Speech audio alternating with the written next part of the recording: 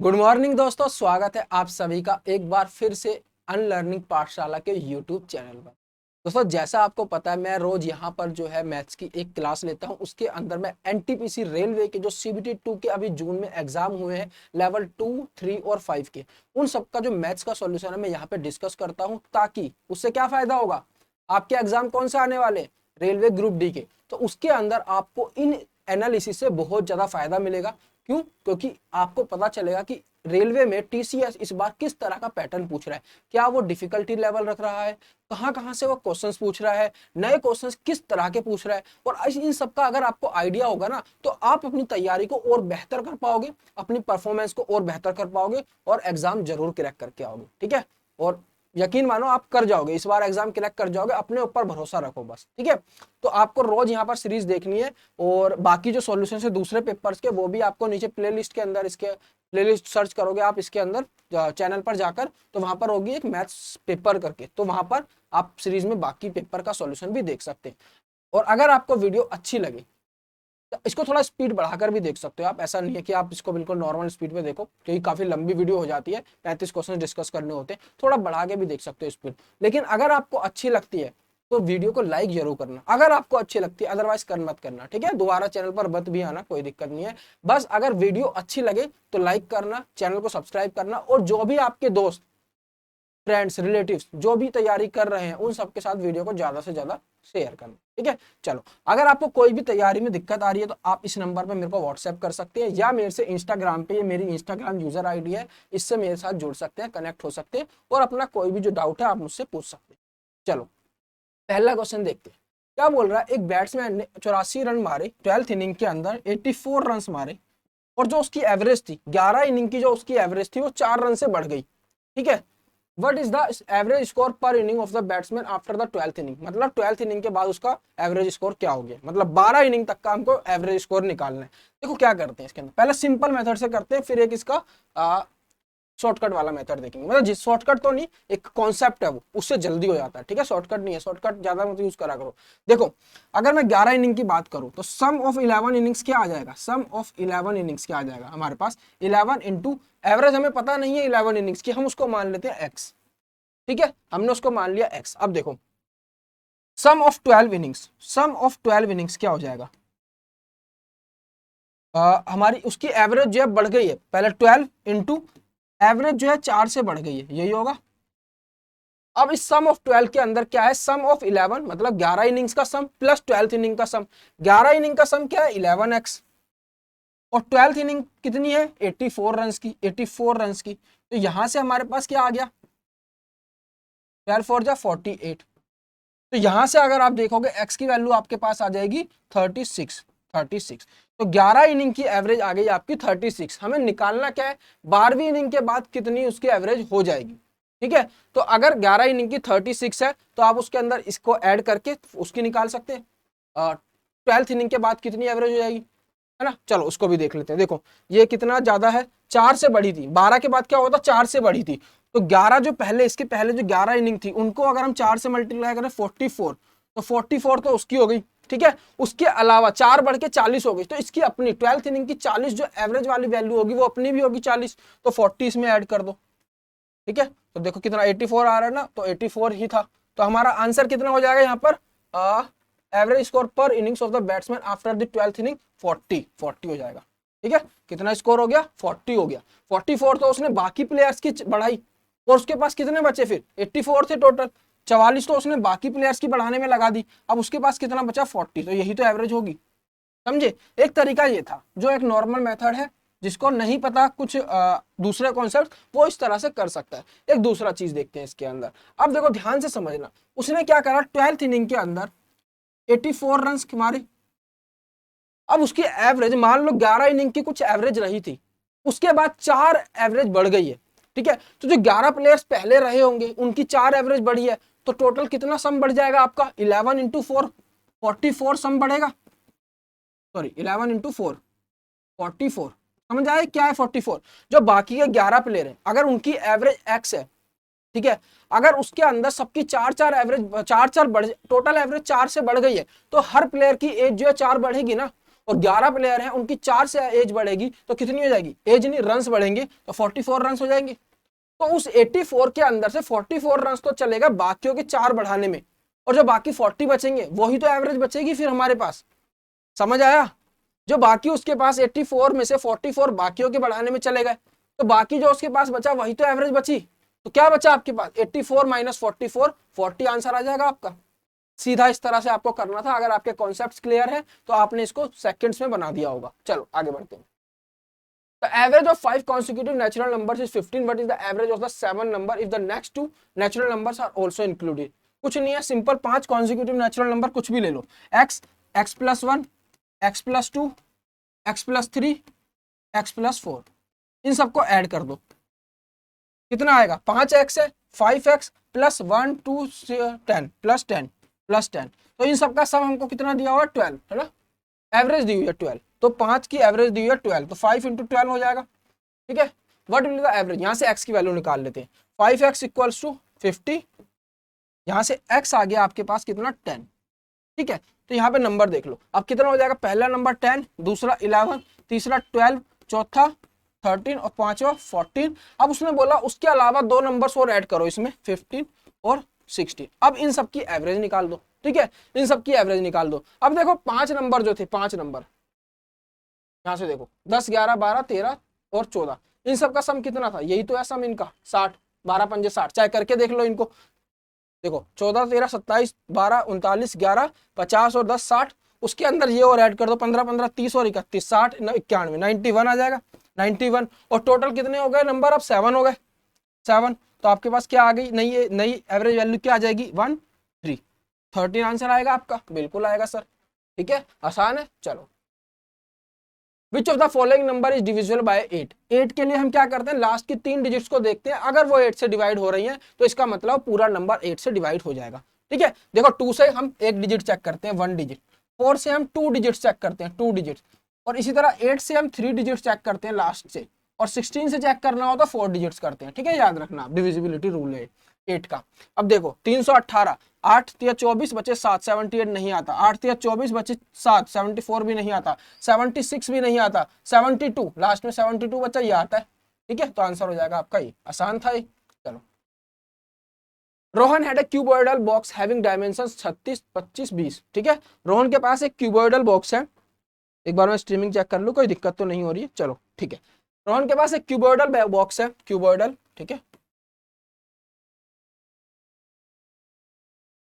Drawing अच्छी नहीं है मेरी, है ना, देखो क्यूब है, क्यूबॉइड है, पता ही नहीं चल रहा। चलो, तो इसके अंदर हमको लेंथ ब्रेथ और हाइट दी हुई है, लेंथ ब्रेथ और हाइट दी हुई है। He packed into it as many cubes as possible, each of which has edges 4 centimetre long, how much space will be still left in the box. देखो बहुत प्यारा क्वेश्चन है, देखो इसको थोड़ा अच्छे से बना लेता हूं मैं,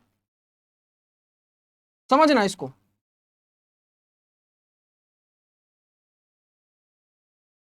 यार क्यूबॉइड भी बनाना नहीं आता है मेरे को ना अच्छे से, देखो इस तरह से कुछ क्यूबॉइड होएगा ये। ठीक है, अब वो बोल रहा है इसकी 36 है एक साइड, एक 25 है और एक 20 है। ठीक है, अब देखो इसके अंदर एक क्यूब निकालना है हमको, एक क्यूब निकाला, मान लो हमने इस कॉर्नर से एक क्यूब निकाला इसके अंदर से। ठीक है, इस तरह से एक क्यूब निकाल लिया हमने, कैसे बनेगा,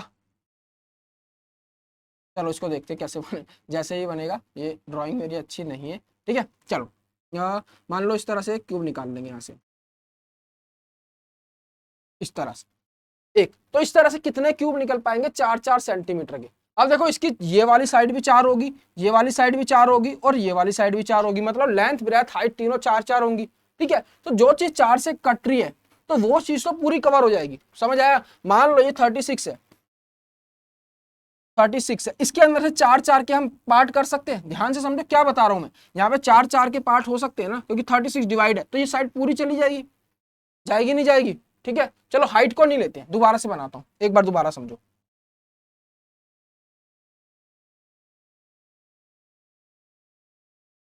ठीक है, यहां पर एक हमें क्या बनाना है, क्यूबॉइड। अब देखो समझना, अगर मैं इसको मान लेता हूं कितनी, ये कितनी है हमारी 36 है, और 20 इसको मैं मान लेता हूं 20, और जो हाइट है इसको मैं मान लेता हूं 25। ठीक है, अब देखो अगर इसकी साइड हमें 4 लेनी है तो ये 36 जो है पूरा एक क्यूब की साइड को कवर कर सकता है। समझ रहे हो, 36 पूरा 4 से कट रहा है ना, क्योंकि 4 से कट रहा है 9 पे, ठीक है। इसी तरह से ये 20 भी जो है पूरा 4 से कट रहा है 5 पे, 20 भी जो है 4 से कट रहा है 5 पे, ठीक है। तो अगर ये दोनों पूरे कट रहे हैं और नीचे की स्पेस जो है पूरी की पूरी जा सकती है ना क्यूब के अंदर, उतने क्यूब निकलते जाएंगे। लेकिन ऊपर की तरफ जब जाएंगे ना हम ऊपर की तरफ, तो 25 नहीं कटता, 24 कटता है। तो यहाँ पे 24 तक तो ये पूरी स्पेस को कवर कर लेगा, पूरी स्पेस को कवर कर लेगा। मतलब इसके अंदर से इतने तो क्यूब्स निकल जाएंगे, ठीक है, इतने पार्ट में से। लेकिन जो ऊपर का एक का पार्ट रह गया ना 1 सेंटीमीटर का, ये यहाँ से कोई क्यूब नहीं निकल पाएगा, ठीक है। और ये 1 सेंटीमीटर का पार्ट पूरे स्क्वायर पोर्शन में होगा, 1 सेंटीमीटर की हाइट तक। लेंथ ब्रेथ इतने ही रहेंगे 36-20, तो हमको लेंथ ब्रेथ तो मिल जाएंगे 4-4, लेकिन नीचे की तरफ हाइट नहीं मिल पाएगी 4, क्योंकि 1 सेंटीमीटर ही बची, तो वो स्पेस बच जाएगी उसके पास, ठीक है। तो इसको देखो क्या आएगा इसका आंसर, 36 × 20 इंटू में कितनी स्पेस बची हमारे पास, 1 बची, 1 × 1, तो यही आपका स्पेस बच जाएगा, ठीक है। इस तरह से भी सोच सकते हैं, या फिर आप पूरे का निकालो, पूरे का निकालो कि इसका पूरे का वॉल्यूम क्या होगा। उसके बाद इसको 25 की जगह 24 मान के निकालो, 24 के अंदर तो पूरे क्यूब्स निकल जाएंगे, पूरे फिट, जितना हमारे पास वॉल्यूम है सारा का सारा वॉल्यूम यूज हो जाएगा, उतने निकालो और पहले वाली के वॉल्यूम में से दूसरे वाली वॉल्यूम माइनस कर दो, यही आंसर आएगा। समझ आया। तो इसको निकालोगे तो 36 दूनी 72, 720 जो आपका वॉल्यूम बच जाएगा। 720 है, बिल्कुल है सर, ठीक है। अगर नहीं समझ आया तो मुझे बताना कमेंट करके, दोबारा से मैं समझा दूंगा इस चीज को। चलो, which are the measure of each interior angle of a regular octagon. Octagon होता है जिसकी 8 साइड्स होती हैं, 8 साइड्स होती हैं इस तरह से, ठीक है, 8 साइड्स। अब हमें किसी भी पॉलीगन का, पॉलीगन मतलब उसके अंदर सब आ जाते हैं, आपका 4 साइड्स वाला भी, 5 साइड्स वाला भी, 6 साइड्स वाला भी, किसी भी पॉलीगन का इंटीरियर एंगल्स का सम निकालने का हमारे पास फॉर्मूला होता है n-2 × 180 डिग्री, ठीक है। n होता है नंबर ऑफ साइड्स, यहाँ पे नंबर ऑफ साइड्स कितनी है 8, 8 - 2 × 180, ये आ गया 6 × 180, ठीक है। तो 180 18 6 कितना होगा 90, 108, 1080 डिग्री, ये पूरा एंगल का सम होगा, इन सारे एंगल्स का, इन सारे एंगल्स का सम हो गया कितना 1080। हमें क्या पूछा उसने, ईच इंटीरियर एंगल, एक एंगल का सम निकालना है, एक्स, इसको निकालना है इसको, ठीक है। अब ये सारे के सारे एक सिमेट्री है यहाँ पर, तो सारे के सारे एंगल्स बराबर होंगे। टोटल कितने एंगल्स हैं, 1 2 3 4 5 6 7 8 एंगल है, तो इसको 8 से डिवाइड कर देंगे हम, 1080 डिवाइडेड बाय 8, 1 बचा 2, 3 बचा 4 5, 135 डिग्री। तो एक एंगल जो आएगा आपका 135 डिग्री आएगा, ऑप्शन में है, बिल्कुल है सर, ठीक है। समझ आया यहाँ पर अच्छे से। चलो, आई होप अच्छे से समझ आ रहा होगा। अगर कुछ भी समझ नहीं आया तो नीचे कमेंट करके बताना, या फिर मुझसे पर्सनली आप मैसेज करके भी पूछ सकते हैं, ठीक है। चलो, what is the median. Median निकालने के लिए क्या करते हैं, सबको इंक्रीजिंग ऑर्डर में डाल दो, ठीक है। सर डाल देते हैं जल्दी से, ये तो बहुत ईजी है, 4 5 7 8, ठीक है, 6 डिजिट्स है ना, 6 लिख लिया हमने। अब क्या करते हैं, जब इवन नंबर ऑफ डिजिट्स होती है, यहाँ पे कितनी है, इवन नंबर ऑफ डिजिट्स है, इवन नंबर ऑफ डिजिट के लिए क्या करते हैं, n/2 और n/2 + 1, इन दोनों की एवरेज ले लेते हैं, ठीक है। तो 8 है n हमारा, 8/2 4, चौथी डिजिट, सॉरी 6 है हमारा, n क्या है 6, 6/2 3, तो तीसरी डिजिट, और तीसरी से अगली वाली डिजिट 3 + 1, ठीक है। तो 5, इन दोनों को ऐड करना है, 4 + 5, और इनकी एवरेज निकाल देनी है, हमारे पास आ जाएगी 4.5। आंसर है कहीं पर, बिल्कुल है सर, ठीक है, समझ आया। चलो, what will be the amount payable on maturity if 2000 is invested for a period of 3 years at 30% per annum interest। देखो क्वेश्चन इजी है, कुछ नहीं करना आपको, 3 साल के लिए कंपाउंड इंटरेस्ट निकालना है 2000 रुपए के ऊपर, ठीक है, यही पूछा ना, हाँ, और 30% पर एनम। अब इसके अंदर क्या होता है, कैलकुलेशन बहुत चली जाती है जब बच्चे करते हैं इसको, तो पहले साल के उसके ऊपर भी इंटरेस्ट लगता है, दूसरे साल में भी ब्याज के ऊपर ब्याज लगता है, तो यहाँ पर कैलकुलेशन बहुत हो जाती है। देखो इस तरह से होता है ना कुछ, जैसे 2000 रुपीज इन्वेस्ट करा आपने, तो पहले साल तो 2000 ही रहा, फर्स्ट ईयर। सेकंड ईयर में क्या होता है, 2000 तो रहेंगे ही, इसके ऊपर इंटरेस्ट लगेगा कितना, इसके ऊपर 30% के हिसाब से निकाल लो, तो 10% हुआ 200, 600 रुपये, 600 रुपये, ठीक है। उसके बाद तीसरे साल पे जाएंगे हम, तीसरे साल पे, तो यहाँ पे 2000 तो रहेंगे ही। अब इसके ऊपर लगेगा 600, इसके ऊपर लगेगा 600, लगेगा नहीं लगेगा, और इसके ऊपर लगेगा अलग 30%, तो ये हो गया 60 या 180। समझ आया आपको, ठीक है। तो ऐसे इस तरह से ये जो हमारा हो जाता है फिर पूरा का पूरा ये क्या हो जाएगा हमारे पास यहाँ पर इंटरेस्ट हो जाएगा। इसका इंटरेस्ट कितना, इस पे इंटरेस्ट लगा। लेकिन इस तरह से करने में जो है कई बार काफी क्वेश्चन जो है लेंथी हो जाता है और कई बार कैलकुलेशन भी काफी ज्यादा वहां पे फंस जाती है।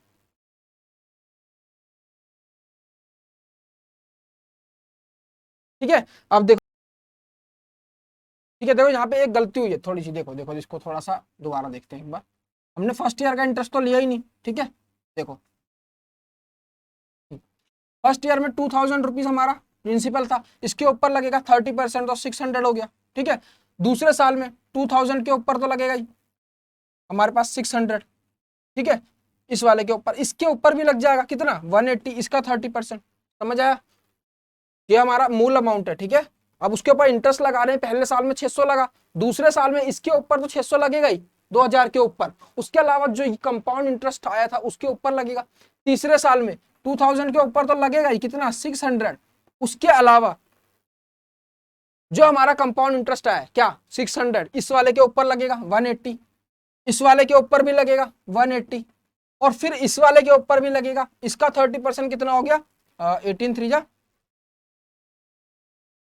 एक मिनट, ये गलत तो नहीं आ रहा। 600 का 30% निकालेंगे अगर हम, 6 3 जा 18 180, ठीक है। और इसका अगर निकालेंगे हम तो 18 to 54 आएगा, नहीं आएगा, ठीक है। अब हमारे पास टोटल कंपाउंड इंटरेस्ट कितना हो गया, देखो 600 कितना आ रहा है 1 2 3, ठीक है। 3 इंटू 600 प्लस में 3 इंटू 180, 3 इंटू 180 प्लस में 54, इसको ऐड करेंगे हम 1800, 18 3 जा 54, 54 540 और 54, तो ये कितना हो गया 4 9 3 1 2 2394, ठीक है। तो उसके पास 3 साल के बाद इतना अमाउंट आ गया, मतलब इतना इंटरेस्ट आ गया, ठीक है। अमाउंट कितना हो जाएगा, जो प्रिंसिपल था उसके अंदर कंपाउंड इंटरेस्ट ऐड कर दो, 2000 और 2394 क्या हो जाएगा 4394, ऑप्शन है बिल्कुल है सर, ठीक है। इस तरह से करने में थोड़ा सा कई बार टाइम ज्यादा चला जाता है, ये डायरेक्ट कैलकुलेशन थी इसलिए यहाँ पर हो गई। तो इसको आप कैसे याद रखना, हमेशा कुछ नहीं करना है आपको, एक चीज याद रखो 331 जब भी 3 साल के लिए आए, ठीक है। 2 साल के लिए 2 1 होता है, वो देख लेना, इसको देखते हैं पहले, वो अपने आप समझ आ जाएगा। 2 साल का 3 3 1 का मतलब क्या है, मतलब इसका जितना परसेंट बोला है उसको 3 से मल्टीप्लाई करो। 2000 का 30% कितना आया 600, इसको 3 से मल्टीप्लाई करो, प्लस फिर इसके ऊपर इसका 30% निकालो, क्योंकि जो इंटरेस्ट होता है उसके ऊपर भी इंटरेस्ट लगता है, तो इसका 30% निकालो, कितना होगा 180, तो 180 को भी 3 से मल्टीप्लाई करो, क्योंकि दूसरा फैक्टर भी क्या है हमारे पास यहाँ पे 3, प्लस में अब इसका 30% निकालो, इसका 30% कितना हुआ 54, उसको 1 से मल्टीप्लाई कर दो। तो देखो ये वही चीज आ गई ना जो हमने वहां पे निकाली थी, आई नहीं आई। तो इस चीज को याद रखना, इससे आप कोई भी क्वेश्चन 3 साल के लिए बच्चे बहुत फंसते हैं, कैलकुलेशन बहुत लंबी जाती है, और वो वाला फॉर्मूला तो कभी मत लगाना, P1 plus R/100 divided by power n, ये फॉर्मूला कभी मत लगाना बच्चों। जितने बच्चे 10 क्वेश्चन करेंगे ना, आप एक क्वेश्चन बनाओगे, ठीक है। और अगर आप 10 क्वेश्चन के टाइम में एक क्वेश्चन बना रहे हो तो समझ लो कितना अच्छा आपका सिलेक्शन हो जाएगा। तो ये तो बोल के भी मत लगाना, इस चीज को याद रखना हमेशा। और यही चीज 2 1 होती है किसके लिए 2 साल के लिए, ठीक है। 4 के लिए आपको जरूरत पड़ेगी नहीं, मैं उसको भी बता दूंगा किसी और क्लास में। LCM of two numbers is 28 times of HCF, LCM जो है 28 टाइम्स HCF है। LCM को L लिख दिया, HCF को H लिख दिया। इनका डिफरेंस कितना है, L माइनस H हमको दिया हुआ है 405, यहाँ से H और L की वैल्यू निकाल लेते हैं, तो ये हो गया 27H इक्वल्स टू 405।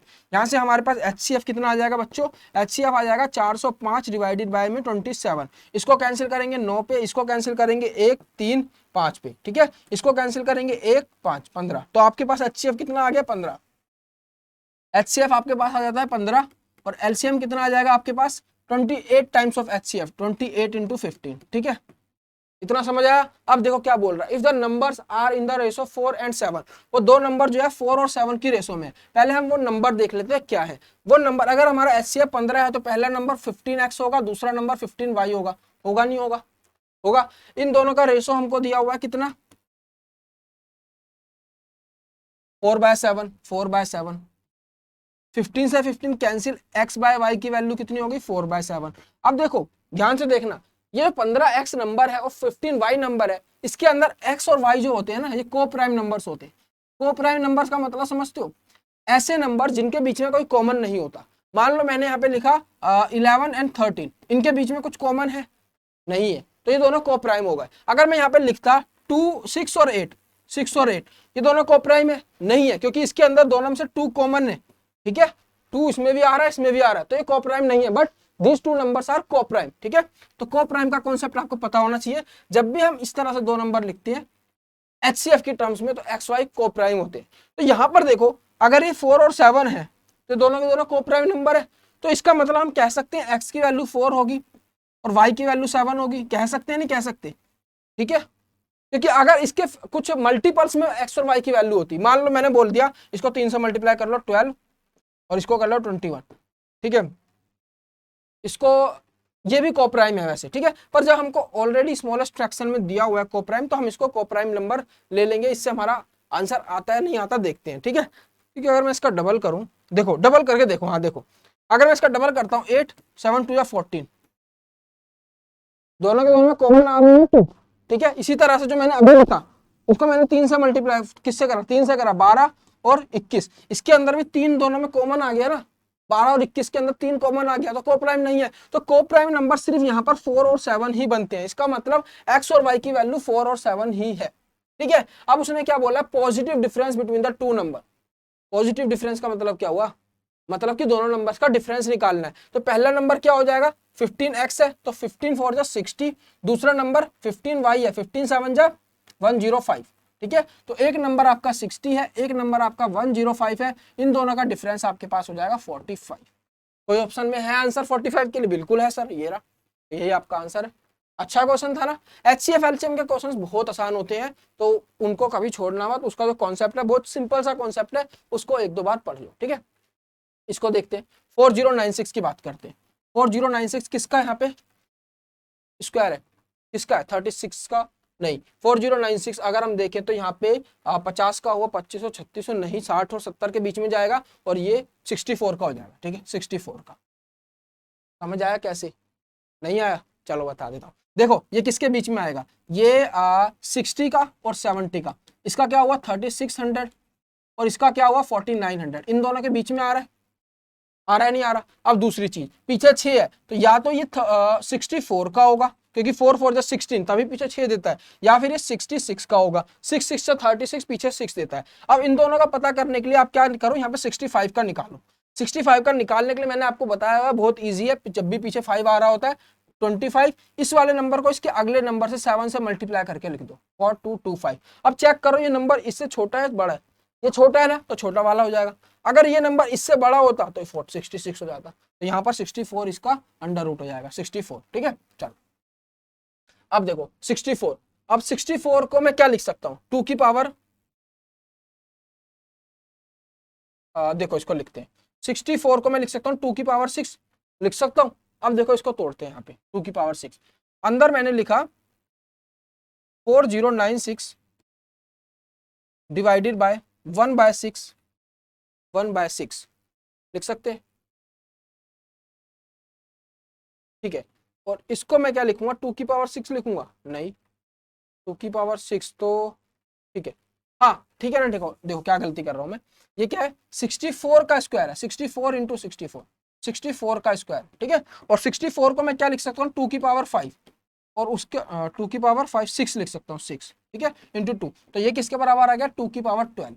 तो मैं क्या लिख सकता हूँ यहाँ पे, ओवरऑल 4096 को मैं लिख सकता हूँ 2 की पावर 12 लिख सकता हूँ। अब देखो हो जाएगा, इसको क्या लिखूंगा मैं, 2 की पावर 12 उसकी पावर 1/6 प्लस इसको भी लिखूंगा 2 की पावर 12 उसकी पावर 1/4, 2 की पावर 12 उसकी पावर 1/3 और प्लस में 2 की पावर 12, ये आ जाएगा, आएगा नहीं आएगा, डिवाइडेड बाय 2। ठीक है, 2 की पावर 12 और उसकी पावर 1/2, बस कैंसिल कर दो। अब ये दोनों के दोनों मल्टीप्लाई होंगे, तो 2 की पावर 2 प्लस 2 की पावर 3 प्लस 2 की पावर ये कितना 12 4 और प्लस 2 की पावर 6, तो ये आ गया 4 प्लस 8 प्लस 16 प्लस 6 है ना। ठीक है, तो ये हो गया 6 5 6 64, तो ये हो गया 64, 16, 80, 8, 88, 4, 92, 92 है ऑप्शन में, बिल्कुल है सर, ये आपका आंसर हो जाएगा। अच्छा क्वेश्चन था ना। इसके इस तरह के क्वेश्चन बच्चे बहुत चांस रहते हैं गलत कर देते हैं, तो इस तरह के क्वेश्चन में थोड़ा केयरफुल रहा करो, ठीक है। चलो, data was gathered from a survey as to what sport was liked by the people surveyed. The data was represented by a pie chart and the sector representing people who liked soccer had a central angle of 54 degree. देखो ये बोल रहा है एक data है, उसके अंदर जो स्पोर्ट्स को लाइक कर रहे हैं उनका एक सर्वे किया गया। तो जो सोकर को लाइक कर रहे हैं ना उनका सेंट्रल एंगल एक पाई की फॉर्म में अगर देखें तो इसका जो सेंट्रल एंगल 54 है, 54 डिग्री। तो इतना पोर्शन जो है ना ये पाई चार्ट का किसको जा रहा है, जो सोकर को लाइक करते हैं, जो सोकर को लाइक करते हैं, समझ आया, जो सोकर को लाइक करते हैं। हमें बताना है कितने परसेंटेज पीपल हैं जो सोकर को लाइक कर रहे हैं, ठीक है। अब देखो सिंपल है, ये पूरे का पूरा एंगल कितना है 360, 360, इसका कितना पार्ट सोकर पे जा रहा है 54, बस इसको 100 से मल्टीप्लाई कर दो, यही तो परसेंटेज हो जाएगी। कुछ था इस क्वेश्चन में? नहीं था, बिल्कुल भी नहीं था। देखो ठीक है, ये गया 3 पे, ये गया 2 पे, 2 से गया 5 पे, 5 या 15, 15%, 15% है ऑप्शन में, बिल्कुल है। आसान है ना बेटा, आसान होते हैं, बस प्रैक्टिस अच्छी करो। इस तरह के क्वेश्चन सब करते हैं, बस डिपेंड करता है कि आप कितनी तेज कर रहे हो, जो दूसरा बच्चा आपके साथ बैठा है वो कितनी तेज कर रहा है और आप कितनी तेज कर रहे हो, या बाकी जितना भी कंपटीशन में बच्चे बैठे हैं वो कितनी तेज कर रहे हैं। सब करेंगे इस क्वेश्चन को, कोई भी ऐसा बच्चा नहीं है जो नहीं करेगा। पर ये है कि कोई इसको 40 सेकंड में बना रहा है, कोई इसको 1 मिनट में बना रहा है, कोई 1 मिनट से ऊपर टाइम भी ले रहा है, ठीक है। क्योंकि कई बार इसको समझने में थोड़ा टाइम लग जाएगा बच्चों को कि कैसे हो रहा है, ठीक है। और कोई कोई बच्चा इसको मात्र 5 से 10 सेकंड में बना जाएगा। तो जो 5 से 10 सेकंड में बना के जा रहा है ना उसका सिलेक्शन होगा, जो 1 मिनट में बना के जा रहा है ना उसका सिलेक्शन नहीं होगा। चलो, एक बैग है full of pencils, 3/4 of the pencils were colored pencil, 8/15 of the colored pencil were red. If there were 40 red pencils in the bag, देखो सिंपल है, कुछ पेंसिल्स को मान लेते हैं हम x, उसका 3/4 रेड पेंसिल्स है, ठीक है, सॉरी कलर्ड पेंसिल है, और उसकी भी 8/15, कलर्ड पेंसिल की 8/15 क्या है, रेड पेंसिल्स है।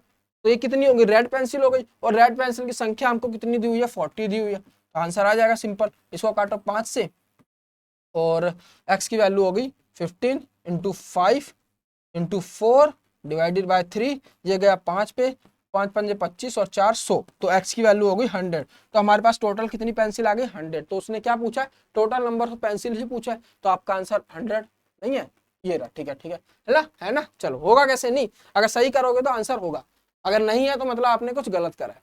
A certain quantity of 35% sugar solution is mixed with 8 liters of 48% sugar solution. एक कुछ सॉल्यूशन है, ठीक है, कितने लीटर है हमें नहीं पता, हमने उसको x लीटर मान लिया। इसके अंदर 35% शुगर सॉल्यूशन, एक दूसरा सॉल्यूशन है 8 लीटर, 8 लीटर, इसके अंदर 48% शुगर सॉल्यूशन है, ठीक है। उन दोनों को मिक्स कर दिया, तो मिक्स करने के बाद क्या बना, जो सॉल्यूशन बना 40% शुगर सॉल्यूशन बन गया। How many liters of 35% sugar solution was there in the mixture? तो इस x की वैल्यू निकालनी है, ठीक है। ये टोटल सॉल्यूशन कितना हो गया 8 + x लीटर, कुछ नहीं है, सिंपल सा इसको करो। देखो x लीटर है, 35% है, तो इसके अंदर शुगर कितना हो गया 0.35 x हो गया, इतना ही तो शुगर होगा, होगा नहीं होगा।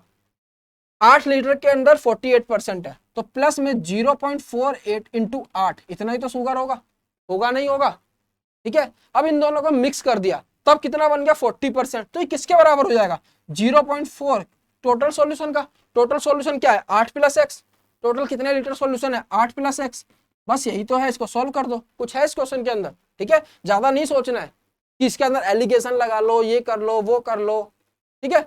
इसको सिंपल इस तरह से इक्वेशन बनाओ और सॉल्व कर दो, सिंपल तो है। चलो करते हैं इसको सॉल्व। देखो इसको हटा दो, इसको हटा दो, नीचे 100 आया, नीचे 100 आया, 100 यहाँ पर आ जाएगा, ये हट जाएगा तो 10 लग जाएगा यहाँ पे, ठीक है। अब करते हैं इसको, 35x प्लस में 48 इंटू 8, 8 8 64, कैरी 6, 8 4 32 और 6 384, ठीक है। यहाँ पर आए 10 4 40, 40 8 4 32 और 320 प्लस में 10 4 40x, 40x, ठीक है। यहाँ पे सॉल्व करेंगे इसको, तो क्या आएगा आपके पास 384 और 35x, यहाँ पर x भी है, ध्यान रखना, मैं वही तो कहूँ कुछ गड़बड़ हो रही है, ठीक है। 384 में से 320 गए, आपके पास बचेगा 64, और यहाँ पे 40 में से 35 गए, बचा 5x, ठीक है। कुछ गलती हो रही है, पॉइंट में आंसर आ रहा है, ठीक है। चलो अब x की वैल्यू कितनी आ गई आपके पास 64/5, कितना आएगा 1 बचा 1 2 बचे 4.5 नहीं 40 8 12.8 है ऑप्शन में, बिल्कुल है सर, ये रहा आपका आंसर, ठीक है। देख लो एक बार, एक बचा, एक दो बचे, 4 पॉइंट लगा के 0 8 12.8। ठीक है, अच्छा क्वेश्चन है ना। ज्यादा एलिगेशन वगैरह के चक्कर में तब पढ़ो जब क्वेश्चन लगे कि एलिगेशन से बन जाएगा, ये नहीं बनने वाला एलिगेशन, मतलब बन जाएगा इसमें फंस जाओगे कहीं ना कहीं। जहां पे आपको सिंपल एलिगेशन वाली चीज पूछी हो वहां पे लगाना, जहां पे थोड़ा सा भी कंफ्यूज हो रहे हो वहां पे एलिगेशन लगाना मत, वहां पे बहुत बच्चे कंफ्यूज हो जाते हैं जब तक आपकी बहुत अच्छी खासी प्रैक्टिस नहीं है एलिगेशन के अंदर। ठीक है, चलो। A sum of money invested at a certain rate of compound interest per annum amounts to, हमने कुछ अमाउंट प्रिंसिपल लगाया जो कितना बन गया 96,800 रुपीज। कितने साल में? 2 साल में, 2 ईयर्स में। और 3 साल में, और यही अमाउंट 3 साल में कितना बन गया पी, यही अमाउंट 3 साल में कितना बन गया हमारे पास 1,06,480 रुपीज। ठीक है, हमें बताना है कि कितना रेट है, रेट ऑफ इंटरेस्ट बताना है, सिंपल सी बात है। ठीक है, अगर ये हमारा अमाउंट है 3 साल के बाद, ठीक है, तो इसके अंदर ऑलरेडी सब कुछ इंक्लूड हो गया, पहले के जितने भी इंटरेस्ट थे, जो इंटरेस्ट के ऊपर इंटरेस्ट था पहले दूसरे साल का, और जो प्रिंसिपल था वो सब इंक्लूड होके ही अमाउंट आया 3 साल का। तो मैं यहीं से स्टार्ट करता हूँ ना इसको। मैंने सोच लिया मैंने इतने पैसे जो है किसी को उधार दिए, कितने परसेंट पे वो नहीं पता हमें, लेकिन जब मेरे को 1 साल बाद, 4 साल बाद जो मिले हैं वो 1 साल, या इसको मैं 3 साल वाले को 0 बना दिया मैंने अगर, तो इसको मैं स्टार्टिंग लेके चल रहा हूँ ना, तो 1 साल बाद मेरे को इतने पैसे मिल रहे हैं, तो 1 साल का इंटरेस्ट कितना मिल गया आपको, इसमें से इसको माइनस कर दो। ठीक है, तो ये कितना है 106,480, 96,800। होगा नहीं होगा बच्चों बताओ? 14 में से 8 गया 6, 5 15 में से 6 गया 9, और 9 में से 9 गया 0, 9680। इतने रुपए का क्या हो रहा है उसको 1 साल के अंदर इंटरेस्ट मिल जा रहा है। कितने रुपए पे? इतने रुपीस पे। कि मैंने शुरुआत ही यहाँ से कर दी, इसके पहले का मेरा कोई मतलब ही नहीं है अब। ठीक है, तो इसको देख लेते हैं, बस इंटरेस्ट निकल जाएगा। हमको कितना मिला 1 साल के अंदर 9680 रुपीज का इंटरेस्ट मिल गया, कितने रुपए के ऊपर 96,800। ठीक है, इसको कैंसिल करोगे आप तो नीचे बचा 10 इंटू में 100 करोगे तो आपके पास कितना आ गया 10% आ गया। आएगा नहीं आएगा बच्चों? है ऑप्शन में? हाँ जी बिल्कुल है। ठीक है, समझ आया? अगर नहीं आया तो इसको वापस से पीछे करके थोड़ा वीडियो को दोबारा देख सकते हैं। चलो, इसको सॉल्व करना है, सिंपल सी बात है, इसको जल्दी जल्दी वहीं पे सॉल्व करा करो। इसको लिखने बैठोगे ना तो बहुत टाइम चला जाएगा।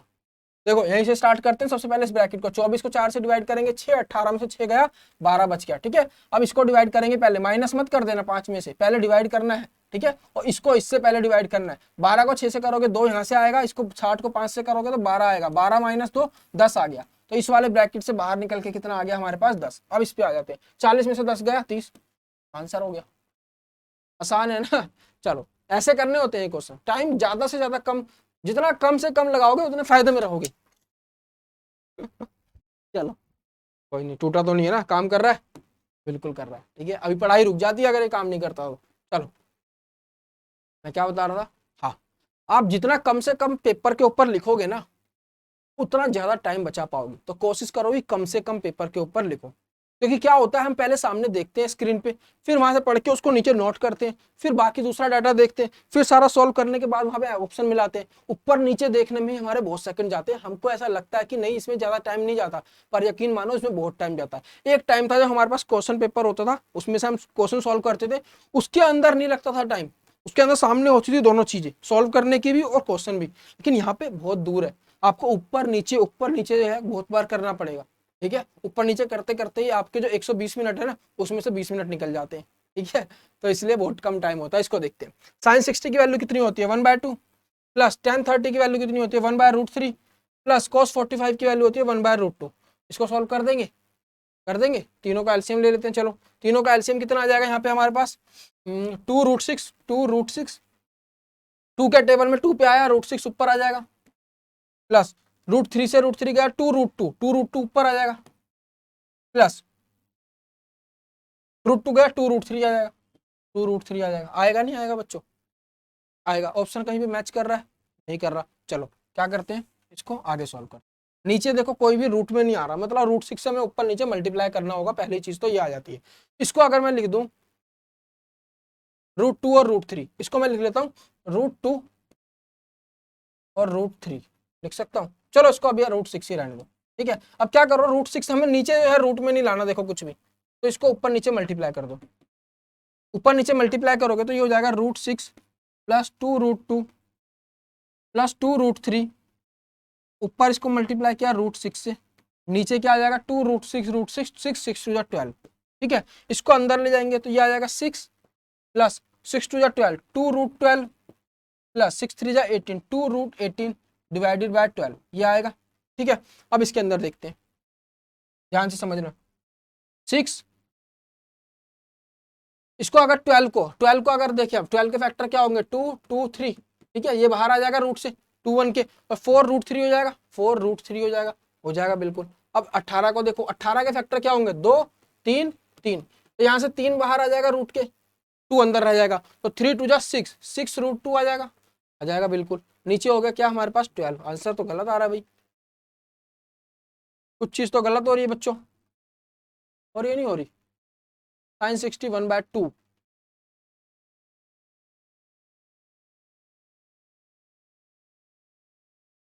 क्योंकि रूट में आंसर आ रहा है, कहीं पे गलती हो रही है। देखो 1/2, सॉरी ये √3/2 होता है यार, देख लेना इसको, थोड़ा सा गलती हो गई, ये √3/2 होता है। चलो देख लेते हैं, √3/2 प्लस में 1/1030 √3 प्लस में 1/√2। अब करोगे ना हो जाएगा। पहले मैंने यहाँ पे ये 1 ले लिया, इसकी वजह से क्या हो गया, यहाँ पर 6 नहीं आएगा, उसकी जब दूसरी चीज आ जाएगी, ध्यान रखना, √6 √3 √18 आएगा, यहाँ पर √18 आ जाएगा, ठीक है। √18 को हम क्या लिख सकते हैं 3√2 3√2 3√2, ठीक है। तो आंसर अभी भी नहीं आ रहा। 6 3 9 9√2 9√2 प्लस 4√3 बटे 12, ठीक है। तो ये गया 4 पे, ये गया 3 पे, 3 4 आ रहा है कहीं पे, और ये गया नहीं, इसमें कुछ गलती हो रही है, इसको इससे करते हैं, चलो कर ही लेते हैं यार, ठीक है। इतना क्या इसमें टाइम वेस्ट करना, इसको कर ही लेते हैं। चलो इसको क्या वैल्यू आएगी, √60 की √3/2 प्लस 1/√3 प्लस 1/√2, ठीक है। एलसीएम ले लेंगे यहाँ पे 2 √3 √2, ये हो जाएगा 2 के टेबल में गया √6 इंटू 3 √18, ठीक है। प्लस में √3 गया 2√2 प्लस में √2 गया 2√3, ठीक है। अब इसको देखते हैं, इसको हम क्या लिख सकते हैं 3√2 लिख सकता हूँ इसको मैं, बिल्कुल लिख सकते हो सर 3√2, 3 और 2 5√2 हो गए, 5√2 प्लस 2√3 होंगे नहीं होंगे। नीचे कितना है हमारे पास 2√6, लेकिन √6 को हटाना है तो ऊपर नीचे मल्टीप्लाई कर दो √6 से, और नीचे हो जाएगा 6 2 12 6 2 12, ठीक है। अंदर ले जाएंगे इसको तो ये हो जाएगा 5√18 नहीं सॉरी 12 5√12 प्लस में 2√18 डिवाइडेड बाय 12। अब देखो इसको, ये यहाँ से 2 बाहर आया 10√3 प्लस ये हो गया 3 2 6√2 डिवाइडेड बाय 12। अब काट दो इसको 2 से, तो ये आ गया 5√3 प्लस 3√2 डिवाइडेड बाय 6। अब देखो ये ऑप्शन में है कहीं पे 5√3 प्लस 3√2, 5√3 नहीं है 5√3 3√2 डिवाइडेड बाय 4, ये हो जाएगा आपका आंसर, ठीक है। थोड़ी सी गलती देखो कितनी भारी पड़ जाती है। आगे देखते हैं, वीडियो ज़्यादा लंबी ना हो इसलिए मैं थोड़ा सा तेज चल रहा हूँ। चलो tan थीटा की वैल्यू दी हुई है, sec थीटा की निकालनी है। अरे कुछ भी नहीं है यार, tan थीटा आपको पता ही है, थीटा अगर ये दिया हुआ है तो परपेंडिकुलर बटे बेस, ये √5 हो गया, ये 2 हो गया, हाइपोटेन्यूज निकाल सकते हो, इसका स्क्वायर 5 और इसका स्क्वायर 4, तो क्या आ गया 9 √9, ये किसके बराबर है 3 के। तो ये साइड कितनी आ गई आपके पास 3। अब cos थीटा क्या होता है base divided by hypotenuse, base कितना है हमारे पास 2, हाइपोटेन्यूज कितना है 3, ठीक है। और sec थीटा इसका उल्टा हो जाएगा, तो sec थीटा की वैल्यू कितनी आ जाएगी 3/2। देखो कहीं पे ऑप्शन है, बिल्कुल है, ये रहा आंसर, ठीक है। चलो आगे बढ़ते हैं। 15% ऑफ ए 25% ऑफ बी इसके बराबर है ए और बी। अरे यार कुछ नहीं है, 15% ऑफ ए मतलब 15/100 होगा, 25% ऑफ बी मतलब 25/100 होगा, तो 100 से 100 कैंसिल हो जाएगा। इन दोनों का रेशो दिया हुआ है 8/11। हमको ए और बी की वैल्यू पूछी है, तो कुछ है ही नहीं इस क्वेश्चन के अंदर। 8 × 25 डिवाइडेड बाय 15 × 11, ये गया 5 पे, ये गया 3 पे, 8 5 40/33, कहीं पे है आंसर, देखो 40/33, ये रहा आंसर, ठीक है। चलो ratio of speed of a बस एंड अ कार, बस की स्पीड दी हुई है 7:11, बस और कार की स्पीड, इसको 7x मान लो, इसको 11x मान लो, ठीक है। आगे देखते हैं। If the car covers distance of 396 kilometre in 6 hours, what is the speed of the bus. अगर कार 396 किलोमीटर का डिस्टेंस कवर कर रही है 6 घंटे के अंदर, ठीक है, 6 घंटे लग रहे हैं इसको, 6 घंटे। कितनी स्पीड है कार की, कार की 11, तो 11 क्या कर रहा हूँ 11x, ठीक है, यहाँ से x आ जाएगा, तो 11 से इसको कैंसिल करोगे 3 6, तो x की वैल्यू कितनी आ गई 6, ठीक है। अब हमें क्या निकालना है कि स्पीड ऑफ बस कितनी है। अगर ये x 6 है, स्पीड ऑफ बस कितनी हो जाएगी 7x, 7 into 6 42 kilometre per hour. Answer है, बिल्कुल है। कुछ था इस क्वेश्चन में, बताओ, था कुछ, नहीं था ना, इजी क्वेश्चन था। चलो, two cylinders have the same volume but the radius of the base of the second cylinder is 20% less than the radius of the first cylinder। दो सिलेंडर हैं आपके पास, एक सिलेंडर, दो सिलेंडर, ठीक है। सिलेंडर समझते हो ना, ठीक है। घर के सिलेंडर में यहाँ पे ऊपर पकड़ने का भी होता है, तो उसकी वैसी शेप मत सोचने लग जाना, ठीक है। क्वेश्चंस करते टाइम हम सिलेंडर की शेप सिंपल ऐसे लेते हैं, ठीक है, इस तरह से। चलो, दो सिलेंडर है हमारे पास, इसका रेडियस R1 मान लेते हैं। तो उसने बोला दूसरे वाले सिलेंडर का इससे 20% कम है, तो मतलब 80% है इसका, तो 0.8x R1 लिख सकता हूँ, बिल्कुल लिख सकते हो सर, ठीक है। अब वो बोल रहा है how much greater should the height of the second cylinder be in comparison to the first cylinder. Second वाले की जो हाइट है H2, ये H1 से कितने परसेंट बड़ी है, हमको ये निकालना है, ठीक है। ये H1 से कितने परसेंट बड़ी है, सीधी सी बात है, क्या दिया हुआ है हमको, दोनों का वॉल्यूम सेम दिया हुआ है, ठीक है। यहीं से हमारे पास कॉन्सेप्ट आ जाएगा सेम वॉल्यूम। सेम वॉल्यूम का मतलब क्या, इसका और इसका वॉल्यूम जो है बराबर होना चाहिए। सिलेंडर का वॉल्यूम क्या होता है 1/3 पाई आर स्क्वायर एच, ये होता है, कौन का होता है बच्चों, पिटाई हो जाएगी, ठीक है। ये होता है पाई आर स्क्वायर एच, ये 1 ये बराबर है किसके, पाई R2 स्क्वायर H2 स्क्वायर, पाई से पाई कैंसिल हो जाएगा, ठीक है। R1 स्क्वायर अपॉन में R2 स्क्वायर बराबर आ गया किसके, H2 अपॉन H1 के। अब देखो यहाँ पर इसको डिलीट कर रहा हूँ, ठीक है। इसमें से बस ध्यान रखना R1 और 0.8 R1, R1 तो है ही, और R2 हमारे पास कितना है 0.8 R1, ठीक है, इसको याद रखना। अब देखो R1 की वैल्यू R1 ही रहने दी मैंने, R1 स्क्वायर, और इसकी वैल्यू हो गई 0.8 का स्क्वायर इंटू R1 का स्क्वायर, इसके अकॉर्डिंग, ठीक है। ये कैंसिल हो गया, तो आपके पास क्या आ गया 1/0.64, ये किसके बराबर आ गया, H2 अपॉन H1 के, H2 अपॉन H1 के। तो H2 की वैल्यू क्या हो गई, यहाँ से H2 की वैल्यू हो गई आपके पास 50/32, 25/16, 25/16। तो H2 की वैल्यू हो गई आपके पास 25/16 H1 हो गई। अब सब कुछ भूल जाओ, इतना याद रखो बस, ठीक है, सब कुछ भूल जाओ जो हमने निकाला। हमारे पास ये चीज आ गई, H2 की वैल्यू कितनी आ गई 25/16 H1, ठीक है। तो हमें क्या बताना है कि सेकंड सिलेंडर की जो हाइट है वो कितनी ज्यादा है पहले वाले से, ठीक है। पहले वाले की H1 है, सेकंड वाले की कितनी है 20। देखो हम क्या निकालना है, H2 minus H1 divided by H1 into 100, ये निकालना है हमको, ठीक है। H2 की वैल्यू क्या है 25/16 H1 minus H1 divided by H1, ठीक है, इंटू में 100 होगा। अब यहाँ पे देख लो यार, मैं एक तो इतना बड़ा बड़ा लिखता हूँ ना, बोर्ड 2 मिनट में कवर हो जाता है। ये कैंसिल हो जाएगा H1 H1 H1, ये हो गया 25 में से 16 गया 9/16 इंटू 100, तो यही आपका आंसर हो जाएगा। देख लो कितना आएगा, ये गया 4 पे, ये गया 25 पे, है ना, 25×9 225/4 है ऑप्शन कहीं पे, 225/4 पॉइंट्स में निकाल लेते हैं।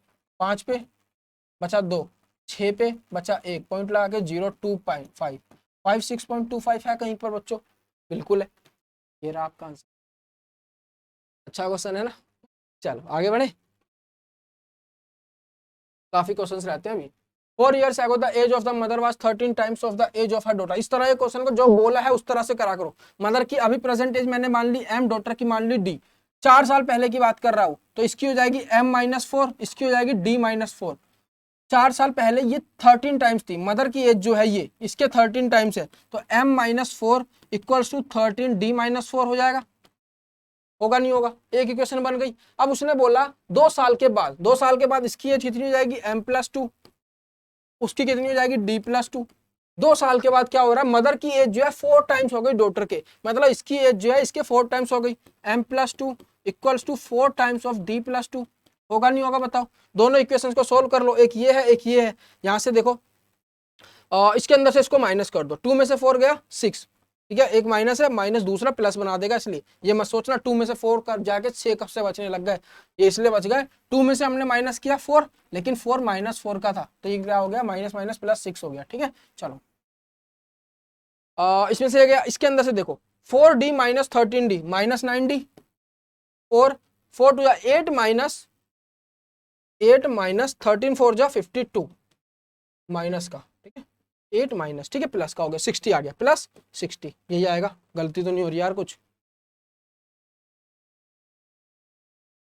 ठीक है चलो, है ना, तो 9d की वैल्यू कितनी आ गई यहाँ से 54, डी की वैल्यू कितनी आ गई हमारे पास 6, मतलब उसकी डॉटर की जो अभी प्रेजेंट एज है वो 6 है, तो मदर की कितनी हो जाएगी, मदर की कितनी हो जाएगी भाई, किसी भी इक्वेशन में रख दो। ठीक है, मान लो यहीं पे रख दिया मैंने m+2, डी को रखा हमने कितना 6, 6 2 8, 8 चौक 32, तो m कितनी आ जाएगी 30, तो मदर की प्रेजेंट एज 30 है। अब क्या बोल रहा है, how many years will become mother's age 3 time, कितने साल बाद मदर की एज जो है डॉटर की एज से 3 साल हो जाएगी।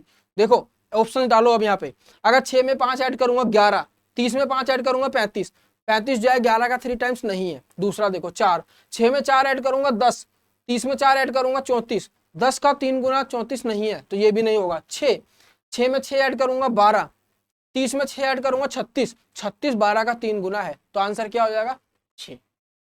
समझ आया, ऐसे मत सोचने लगना बिना ऑप्शन के, सोचते ही रह जाओगे, इतना ऐड करूं नहीं बन रहा 3 गुना, इतना ऐड करूं नहीं बन रहा, अरे यार ये तो हो ही नहीं रहा।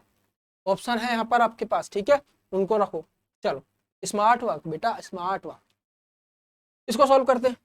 अब इसको अगर आप सॉल्व करने लग गए, मल्टीप्लाई ना करने लग जाना, 2.91 इंटू 2.91, सर इसको कैसे करें, पहले ही हार मान लोगे, है ना, फिर भी थोड़ा कि सर करना तो है ही, एग्जाम है, क्या पता निकल ही जाए, क्वेश्चन का आंसर तो आ ही जाएगा, फिर आप इसको मल्टीप्लाई कर रहे हो 2.91 2.91 192, फिर यहाँ पे, फिर यहाँ पे, बस बच्चे 15 क्वेश्चन कर लेंगे, आप इसी में लगे रहना। ठीक है, एग्जामिनर ने इसलिए नहीं दिया है, एग्जामिनर ने दिया है कि यहाँ पे आप थोड़ा सा स्मार्ट वर्क करो।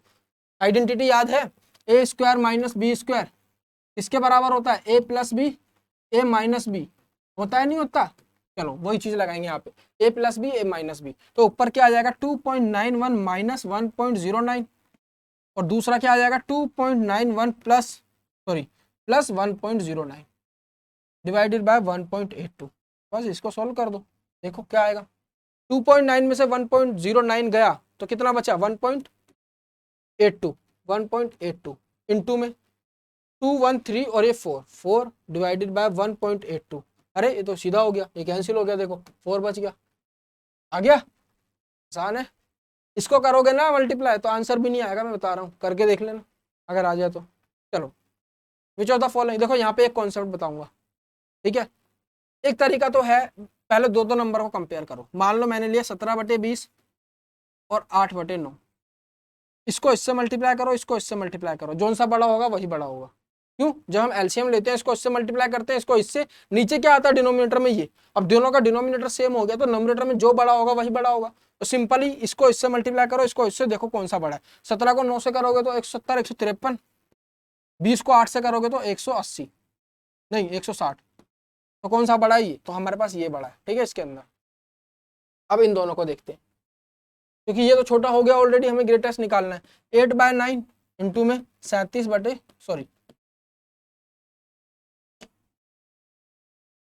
8/9 37/40, 40 को 8 से करोगे 8 चौक 32 320, और 9 को 37 से करोगे तो 9 7 63 का 3 हासिल 6 9 3 27 और 6 333, कौन सा बड़ा आया, ये वाला बड़ा आया, इसको भी भूल जाओ। ठीक है, अब इन दोनों को कंपेयर कर लेते हैं, 37/40 22/25, ठीक है, इसको इससे करोगे तो 22 चौक 880, नीचे लिखता हूँ 880, और इसको इससे करोगे तो 25 इंटू 37, इसको 100 से डिवाइड करो 4 से, ठीक है, तो ये आ जाएगा 9 बचा 1 2 बचा 2 5 925, कौन सा आया, ये बड़ा आया, तो इसका मतलब ये आपका आंसर होगा। ये भी एक तरीका है, इसके अलावा क्या कर सकते हो आप, ठीक है, तो 2 मेथड होते हैं, वो मैं इसके अंदर जो लग रहा है वो बता रहा हूँ, बाकी एक क्लास लूंगा अलग से उसके अंदर बताऊंगा। इसके अंदर क्या करो, इसमें से देखो डिफरेंस कितना कितना है सबका, उसको लिख दो, 3 है 3 है 1 है 3 है 3 है, अब क्या करो सबके ऊपर न्यूमरेटर लिख दो, 17 8 37 22, ठीक है, अब आप पता कर सकते हो कौन सा बड़ा है। देखो क्योंकि ये डिवाइड हो रहा है। अब 17 और 3 लगभग लगभग 5 पॉइंट समथिंग जाएगा कुछ, ये 8 पॉइंट समथिंग 8 आ गया, ये कितना जाएगा, 3 के पहाड़े में 36 आता है 12 पे, और ये जाएगा 7 पे, 7 पॉइंट समथिंग कुछ होगा। तो ये 7 पे जा रहा है, ये 12 पे जा रहा है, ये 8 पे, 5 पे, तो सबसे बड़ा कौन सा है, 12, तो इसका मतलब ये सबसे बड़ा हो गया। ठीक है, ये एक तरीका है, इसकी मैं एक अलग से क्लास लूंगा। अगर आपको इसकी क्लास चाहिए तो नीचे मेरे को कमेंट सेक्शन में कमेंट करके बताना। चलो, the difference between the external and internal curved surface areas of a 7 centimeter long cylinder metallic pipe is 110 centimeter square. If the pipe is made of this, find the inner radius of the pipe. थोड़ा लंबा question जाएगा, ये calculation है इसके अंदर, तो थोड़ा carefully करना, थोड़ा आराम से बेशक कर लेना, पर ठीक से करना, क्योंकि एक बार कुछ गलती हुई, आंसर गलत आ गया ना, दोबारा से उतना ही टाइम लग जाएगा पूरा चेक करने में उसको। ठीक है, चलो देखते हैं। देखो क्या बोला उसने, कर्व सरफेस एरिया, एक सिलेंडर है आपको, मतलब इस तरह से देखो, फिगर बनाते हैं, इसके अंदर एक और सिलेंडर। अब इसका कर्व सरफेस एरिया और इसका कर्व सरफेस एरिया, उन दोनों का डिफरेंस क्या दिया हुआ है हमको, 7 कितना 110। कर्व सरफेस एरिया कितना होता है सिलेंडर का, पाई आर एल होता है, तो पाई R2, बाहर वाले को R2 मान लिया मैंने, अंदर वाले को R1 इंटू एल, तो यही होगा इनका डिफरेंस, पाई R2L बाहर वाले का, पाई R1L अंदर वाले का। इन दोनों का डिफरेंस कितना दिया हुआ है हमको, 110 दिया हुआ है। ठीक है, कुछ गलत हो रहा है बच्चों, 2 पाई आर एच होता है। ठीक है, 2 पाई आर एच होता है, एच होता है। ठीक है, ये होता है। चलो अब देखो, यहाँ से R2 माइनस R1 की वैल्यू निकाल लेते हैं, कितनी आएगी, 110 बटे एच इंटू में 1/2 पाई। इसको सॉल्व करो, 110 बटे में एच कितना दिया हुआ है हमको, 7, इंटू में 1/2 इंटू में 22, ऊपर गया 7, 7 से 7 कैंसिल, ये गया 2 से 55 पे, ये गया 5 पे, ये गया 2 पे, तो आपके पास R2 माइनस R1 की वैल्यू कितनी आ गई, R2 माइनस R1 की वैल्यू आ गई आपके पास 5/2। आई नहीं आई, आई ना, समझ आया। अब देखो दूसरी कंडीशन, दूसरी कंडीशन क्या दी हुई है, अगर पाइप का जो देखो सेंटीमीटर क्यूब दिया हुआ है ना, तो समझ जाओ वॉल्यूम है। अगर आपको यहाँ से भी समझ नहीं आता ना, पाइप इज मेड ऑफ इतने मेटल, तो इसको देखो, ये क्या है, क्यूब दिया हुआ है, तो मतलब वॉल्यूम दी हुई है। अगर ये स्क्वायर दिया होता तो एरिया दिया होता। अगर हमें उसकी वॉल्यूम दी हुई है तो हमें इनर रेडियस निकालना है। वॉल्यूम कितनी होगी, सिलेंडर की वॉल्यूम कितनी होती है, पाई आर स्क्वायर एच, तो वॉल्यूम निकालनी है ना हमको। एक मिनट, टोटल वॉल्यूम कितनी होगी, बाहर वाले सिलेंडर के वॉल्यूम में से अंदर वाले सिलेंडर की वॉल्यूम माइनस करेंगे तभी तो हमारी वॉल्यूम आएगी। समझ रहे हो, अगर ये सिलेंडर है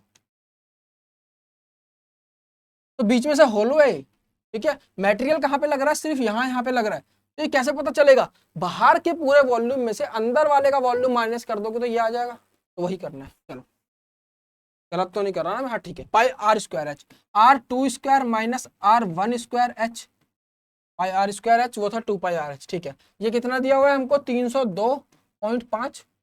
ठीक है, यहाँ पे देखते हैं, R2 माइनस R1 और R2 प्लस R1 लिख सकता हूं मैं इसको, ए स्क्वायर माइनस बी स्क्वायर, ये किसके बराबर हो जाएगा, 302.5, नीचे हाइट आएगी 7, और ये पाई भी नीचे आ गया, तो ये हो गया 22/7। होगा नहीं होगा, होगा। 7 से 7 कैंसिल, ये नीचे गया 0, 2 पे ये गया 11 से, ये गया 2 पे बचा 8, 7 पे बचा 5, 5 पे। ठीक है, अब ठीक है, इतना छोड़ देते हैं इसको। अब देखो R2 माइनस R1 हमने कितना निकाला था, 5/2। ठीक है, 5/2 रख देते हैं यहाँ पे, तो इसकी जगह मैं 5/2 रख देता हूँ। R2 plus R1 equals to 275 divided by 10 into 2 आएगा। ठीक है, 2 से 2 कैंसिल, 2 से 2 कैंसिल, 5 से इसको काट देंगे हम, 5 पे बचा 2, 5 पे, तो ये आ गया 5.5। अब देखो दो चीज आ गई हमारे पास, R2 प्लस R1 हमारे पास आ गई कितनी, थोड़ा बड़ा क्वेश्चन है लेकिन अच्छा क्वेश्चन है। R2 प्लस R1 हमारे पास कितनी आ गई, 5.5, और ये कितनी है, R2 माइनस R1 है 2.5।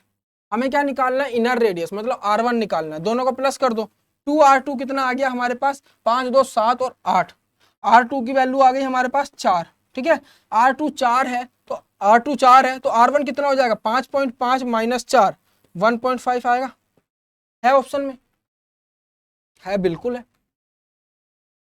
अच्छा क्वेश्चन है। इस तरह के क्वेश्चन करा करो, इस तरह के क्वेश्चन थोड़े मतलब इजी तो होते हैं, एक बार कॉन्सेप्ट समझो तो आप कर लोगे, लेकिन स्पीड भी मैटर करती है, कैलकुलेशन में मिस्टेक बहुत होती है। ठीक है, तो इस तरह के क्वेश्चन अच्छे से प्रैक्टिस कर लेना, बहुत मिस्टेक्स होती हैं इस तरह के क्वेश्चंस में। आगे बढ़ते हैं, चलो काफी लंबी क्लास होती जा रही है, 1 घंटा होने वाला है इसको, ठीक है। देखो cos a की वैल्यू दी है √3/2, कब होती है √3/2 भाई, 30 पे होती है, तो a की वैल्यू आ गई 30, सीधा इसके अंदर रखो tan 30 की वैल्यू, इसको भी लिखना नहीं है tan 30, सीधा वैल्यू रखो tan 30 1/√3 माइनस cot 30, tan 30 का उल्टा √3 divided by √3 minus sec a, मतलब cos a का उल्टा, cos a दिया हुआ है √3/2, तो sec a हो जाएगा 2/√3 मल्टीप्लाई करो, √3 से √3 कैंसिल हो जाएगा, ऊपर आ जाएगा 1 - 3, नीचे आ जाएगा 3 - 2, तो आपका आंसर हो गया -2 है आंसर, ये रहा। चलो जल्दी से आगे बढ़ते।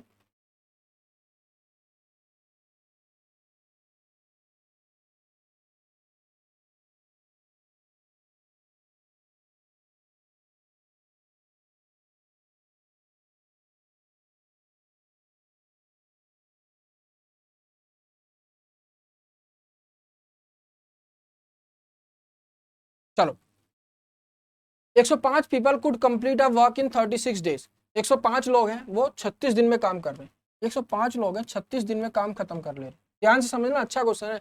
But after they work together for 8 days, 8 दिन काम किया, that they work should be complete in total 29, अब उनको करना है 29 डेज में काम को कंप्लीट कर देना है, ठीक है।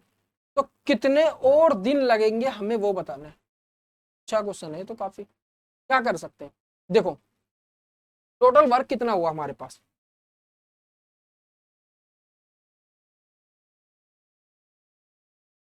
105 इंटू 36, अगर मैं इसको टोटल वर्क ले लूं, ध्यान देना, अब क्या हुआ, 8 दिन काम करा 105 लोगों ने, 8 दिन तो 105 लोगों ने ही काम करा, लेकिन उसके बाद 105 में कुछ लोग ऐड हो गए, ठीक है, मान लो x लोग ऐड हो गए, और हमें कितने दिन में काम खत्म करना है, 29 डेज में, ऑलरेडी 8 दिन में काम खत्म, 8 दिन का काम खत्म हो चुका है, तो 21 दिन में काम खत्म करना होगा बचा हुआ इनको, मतलब 8 लोगों ने इतना तो काम खत्म कर लिया, टोटल इतना है, 8 लोगों ने इतना काम खत्म कर लिया, बाकी 21 दिन में इतने लोगों को काम करना पड़ेगा, कुछ और एक्स्ट्रा लोग, अगर 29 दिन में खत्म करना है तो x की वैल्यू निकाल लेते हैं यहाँ से, तो ये हो गया 105, 36 में से 8 गया, इंटू में 28, वहां से नीचे से आ गया 21 इक्वल्स टू 105 प्लस x, ठीक है, x की वैल्यू निकालनी है हमको, ये गया 5 पे, इसको करोगे तो ये हो गया 140, 140 में से 105 आप घटा दोगे तो आपके पास आना चाहिए आंसर 35, है ऑप्शन में कहीं पे 35, बिल्कुल है, बहुत अच्छा क्वेश्चन है, बहुत प्यारा क्वेश्चन है ये, ठीक है, कई बच्चे इसमें फंसे होंगे और कम से कम 60% बच्चे नहीं करके आए होंगे। चलो 7,500 रुपए है, इतने हो जाते हैं 8 साल के अंदर, सिंपल इंटरेस्ट पे रेट ऑफ इंटरेस्ट निकालना, अरे सिंपल क्वेश्चन है यार, कुछ नहीं है, देखो इसमें से इसको माइनस करो, 11,700 में से माइनस कर दिया 7,500, कितना आ गया 0,0,2,4, इसको डिवाइड कर दो 8 से, ये जाएगा 5 पे बचा 2, 2 पे बचा 4, 5 पे 525 आंसर, नहीं परसेंटेज निकालनी है, तो 525 डिवाइडेड बाय, एक मिनट सम कितना है 7,500, 7,500 ये आंसर हो जाएगा आपका, ये गया 3 पे, ये गया 2 पे बचा 2, 1 पे, ये गया 7 पे, 7% है आंसर, बिल्कुल है। समझ आया क्या किया मैंने, सिंपल इंटरेस्ट की बात हो रही है, सिंपल इंटरेस्ट हर साल जो है बराबर बराबर लगता है, ठीक है, तो अगर हमारे पास इतने पैसे थे, इतने मिल गए हमको 8 साल में, तो टोटल इंटरेस्ट कितना हुआ इसमें से इसको माइनस कर दो, ठीक है, वो टोटल इंटरेस्ट हो गया 8 साल का। अब सिंपल इंटरेस्ट है तो हर साल बराबर बराबर लगा होगा, तो एक साल में कितना लगा होगा, उस इंटरेस्ट को 8 से डिवाइड कर दो, तो मैंने 8 से डिवाइड कर दिया, तो एक साल में इतना इंटरेस्ट लग रहा है, ठीक है, एक साल में इतना इंटरेस्ट लग रहा है, प्रिंसिपल इतना है तो इतना इंटरेस्ट का निकाल लो रेट, 525 बटे प्रिंसिपल इंटू 100, आसान है ना। कंपाउंड इंटरेस्ट और सिंपल इंटरेस्ट के क्वेश्चन बहुत अच्छे होते हैं, ठीक है, बच्चे इसमें बहुत ज़्यादा डिफिकल्टी फील करते हैं और इन टॉपिक्स को अच्छे से नहीं करते हैं, अगर आप इन पे अच्छे से प्रैक्टिस करोगे ना तो बहुत ईजी टॉपिक है। चलो radius of A sphere having a surface area this, कुछ नहीं है यार, रेडियस ऑफ ए स्फीयर क्या होगा, अगर हमें surface area of a sphere क्या होगा, 4πr², 4πr², किसके बराबर है 900 पाई के, सबसे पहले तो इस पाई को उड़ा दो, ठीक है, आर निकालना है हमको, r², 900/4, आर की वैल्यू यहाँ से कितनी आ जाएगी बेटा, 2, 2, 5, ठीक है, 225, आर आ गया आपका 15, कुछ था इस क्वेश्चन में, था कुछ बताओ, था कुछ इसमें, मजाक था ये तो। चलो इसको भी निकाल लेते हैं, सिंपल, कुछ नहीं है। 18% ऑफ 450। देखो इस तरह क्वेश्चन क्या करा करो, 18% निकालने की जगह ना उल्टा कर लो, इसको निकालो 450%। आप ऐसे क्या होगा, माइंड के अंदर ही निकाल लोगे। 450% ऑफ 18 निकाल सकते हो। 100% 18 है, 400% क्या हुआ उसका 4 गुना, 18 दूनी 36 दूनी 72। अब उसका 50 है, 50% और निकाल दो। 18 का 50% कितना हो गया, 9। ठीक है, तो 18 दूनी 36, 72, 72 और 9 81। यहाँ से इसकी वैल्यू कितनी आ गई, 81। तो यहीं पे पता चल गया हमें इसकी वैल्यू होगी 81। ऐसे करना है, ठीक है। ये हो गया 81। 30% निकाल दो यार उसका, कुछ भी तो नहीं है, इंटू में के, 0 से 0 कैंसिल, 810/3। ये गया कितने पे, 2 पे, बचा 2 7, 270 आंसर आ जाएगा के की वैल्यू। है ऑप्शन हैगा, जादू है, जादू नहीं है, ठीक है, कॉन्सेप्ट है। चलो, the area of A trapezium perpendicular distance between its parallel side, if the length of one of the parallel side is this, what is the length of the other? कुछ नहीं है यार, अगर आपको ट्रेपीजियम का area का formula पता है तो आप कर लोगे। इसके एरिया का फॉर्मूला क्या होता है, एरिया ऑफ ट्रेपीजियम क्या होता है हमारे पास, half into distance between parallel sides. मतलब इसको अगर मैं h मान लूं तो h प्लस में, अगर दोनों साइड दी हुई है हमको, इसको x1 मान लूं, इसको x2, तो दोनों का सम x1 प्लस x2, बस ये चीज दी होती है, ये चीज होती है इसका एरिया। अब एरिया कितना दिया हुआ है हमको, 140, इसको रख दो 140 इक्वल्स टू 1/2। हाइट कितनी दी हुई है, मतलब दोनों साइड्स के बीच का डिस्टेंस दिया हुआ है 7, प्लस में एक साइड दी हुई है हमको 28, दूसरी साइड निकालनी है, तो 28 प्लस x। यहाँ से अगर आप निकालोगे इसको, 7 से गया 20 पे, 20 दूनी नहीं नहीं नहीं, रुको रुको रुको, ऐसे नहीं कटेगा भाई, प्लस इंटू है ना, ये इंटू है, ठीक है, कट जाएगा। ठीक है, 20 पे 40 पे और 28 गया, x की वैल्यू आ गई 12, आएगी 12, है ऑप्शन है, ठीक है। चलो, A can do a job in 66 days, A को 66 दिन लग रहे हैं, बी को 55 दिन लग रहे हैं, तो A B C working together can complete the job in 20। अगर ए बी सी तीनों काम कर रहे हैं तो कितने दिन लग रहे हैं, 22 दिन। ठीक है, तीनों का एलसीएम लो, कितना आएगा, 22 55 दूनी 110, 110 आ सकता है, नहीं आएगा। इन तीनों का एलसीएम ले लें, अगर हम 11 11 कॉमन ले लें, अगर हम 11, इसमें बचा 6 5 2, 6 5 2, 2 इसके अंदर आ रहा है तो इसको हटा दो, ये एलसीएम हो जाएगा इसका। ठीक है, 11 5 6 5 30 और 11 30 30, 330 आ जाएगा, 330। समझ आया मैंने कैसे लिया। ठीक है, देखो 66 का लेना है, 55 का लेना है, 22 का लेना है, 11 इसमें तीनों में कॉमन आ रहा है, 11 हटा दो। अब इसके पास बचा 6, इस पे बचा 5, इस पे बचा 2। ठीक है, 2 इस 6 के अंदर ऑलरेडी आ गया, इसको भी हटा दो। अब देखो ये सारे के सारे आपस में अलग अलग है, कोई कॉमन नहीं आ रहा, इनको मल्टीप्लाई कर दो, 6 पंजे 30 इंटू 11 कितना आ गया, 330। तो ये हो गया आपका एलसीएम। ठीक है, हमने टोटल वर्क मान लिया हमारे पास 330 यूनिट है, तो ए को कितना लगा, बी को कितना लगा, और ए प्लस बी प्लस सी, ये मतलब ए कितना यूनिट काम कर रहा है एक दिन में, बी कितना यूनिट कर रहा है, ए प्लस बी प्लस सी कितना कर रहे हैं वो निकाल लेंगे। ए कितना यूनिट कर रहा है, 66 है, 66 को इससे करोगे तो आपके पास आ जाएगा 5 यूनिट। ए कर रहा है 5 यूनिट वर्क एक दिन में, बी कितना कर रहा है 55, और ये 55 दूनी 110, 6 यूनिट कर रहा है। ठीक है, 6 यूनिट कर रहा है, ठीक है। और ए प्लस बी प्लस सी 22 को इससे करेंगे तो ये 220 10 और 110 15 यूनिट, ये कर रहा है 15 यूनिट। ठीक है, अब ए प्लस बी प्लस सी एक दिन में 15 यूनिट कर रहे हैं, बी 6 यूनिट कर रहा है, ए 5 यूनिट कर रहा है, ए प्लस बी 11 यूनिट कर रहे हैं, तो सी कितना कर रहा होगा, 15 माइनस 11, सी एक दिन में 4 यूनिट कर रहा होगा, सी एक दिन में 4 यूनिट वर्क कर रहा होगा, बिल्कुल सर कर रहा होगा, कर रहा होगा ना। अब टोटल वर्क है 330, 330 डिवाइड कर दो 4 से, कितना आ गया आपके पास, 8 बचा 1, 2 बचे 2, पॉइंट लगा के 0.5, 82.5 है आंसर, ये रहा। सी को इतना टाइम लगेगा करने में, आसान है। चलो, मान्यता road a certain distance down stream in 2 hours while it took her 30 minutes more to row the same distance upstream. How much time will she take to make the two-way journey in still water? देखो ध्यान से देखना, अच्छा question है। Down stream जाने में उसको कुछ डिस्टेंस को मान लिया डी, डाउन स्ट्रीम जाने में उसको हो जाएंगी, उसकी स्पीड x हो गई, पानी की y हो गई। ठीक है, इसमें उसको टाइम लगा कितना, 2 घंटे का। ठीक पढ़ रहा हूं मैं, बिल्कुल सर। वापस आती है अगर वो सेम डिस्टेंस, अब वापस आएगी, पानी तो अपनी ही डायरेक्शन में चलेगा लेकिन उसकी डायरेक्शन चेंज हो जाएगी, और उसकी डायरेक्शन जो चेंज होगी उसकी स्पीड पानी से ज्यादा होगी, तभी तो वो ऊपर चढ़ पाएगी। ठीक है, तो उसकी स्पीड में से पानी की स्पीड माइनस कर देंगे। अब उसको टाइम लग रहा है आधा घंटा फालतू, आधा घंटा फालतू मतलब 2 और 30 1/2, तो इसको मैं लिख लेता हूँ 5/2 लिख सकता हूँ। चलो यहाँ तक समझ आया। अब उसने बोला है how much time will she take to make the 2-वे जर्नी इन स्टिल वाटर।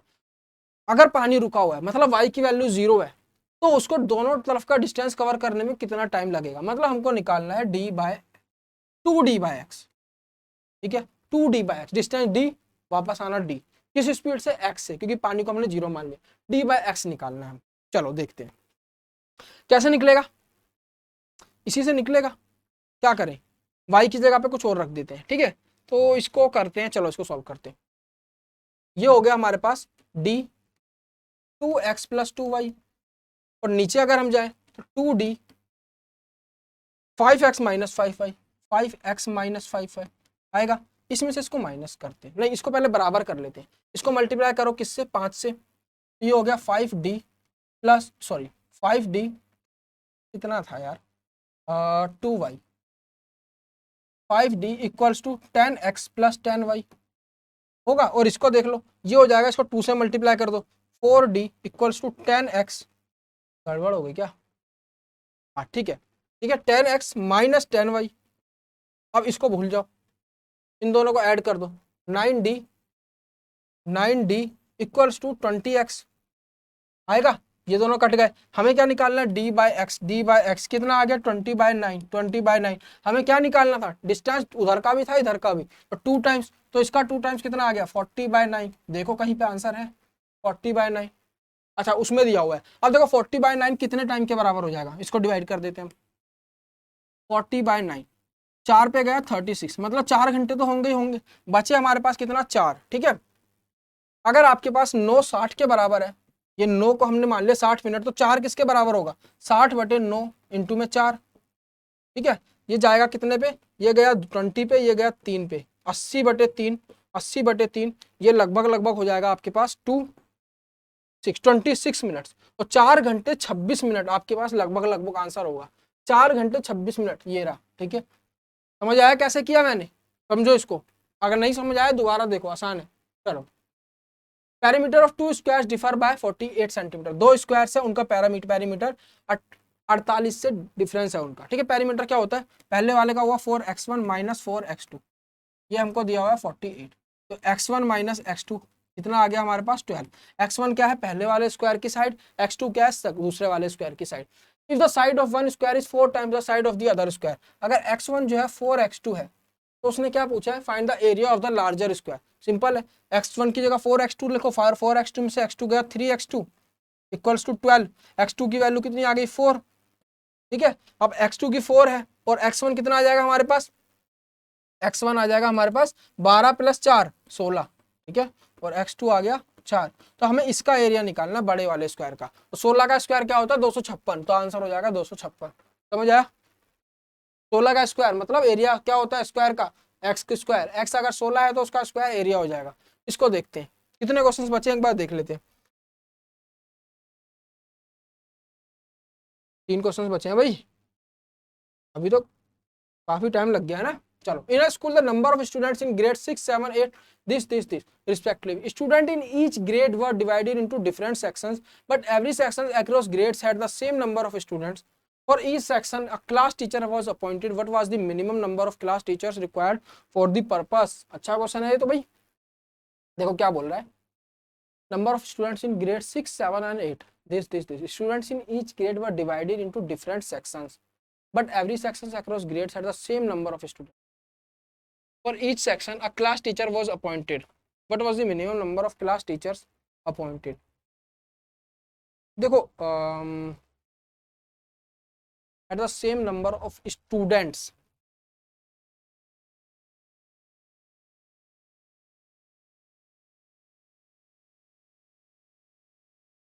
क्या हो रहा है, total number of students in class 6 में 6 में हमारे 184 बच्चे हैं, 7th में 276 है, 8th में 322 बच्चे हैं। Student in each grade were divided into different sections, अलग अलग सेक्शंस में उनको डिवाइड करना है, but every sections across grades had the same number of students, her section के अंदर सेम नंबर ऑफ स्टूडेंट्स होने चाहिए, ठीक है।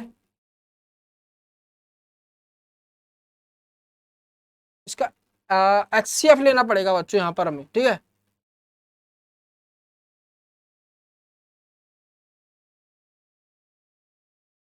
हमें अगर उनका हर सेक्शन के अंदर सेम बच्चे रखने, हमें इनका एलसीएम लेना, HCF लेना पड़ेगा, ठीक है। देखो इसका HCF क्या आएगा, 184, 276, 322। इसका HCF अगर आप निकालते हो तो 184 का 92 के टेबल में जाएगा, ठीक है। चलो इसको ऐसे नहीं, ऐसे करते, 184 डिवीजन मेथड सबसे इजी मेथड है और इसमें कभी गलती नहीं होती।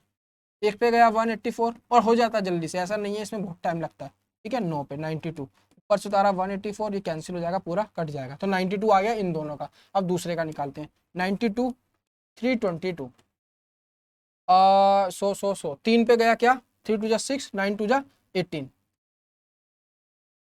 यार क्या कर रहा हूँ, देखो 3 2 जा 6 और 9 3 जा 27, 276, 276, 12 में से 6 गया 6, 1 11 में 7 गया 4, ये कट गया 46, 46 बटे 92, तो आपका HCF आ गया 46। समझ गए ना कैसे आया। अब HCF आपका 46 है, 46। अब क्या करना है हमको, 46 से डिवाइड करो इनको सबको।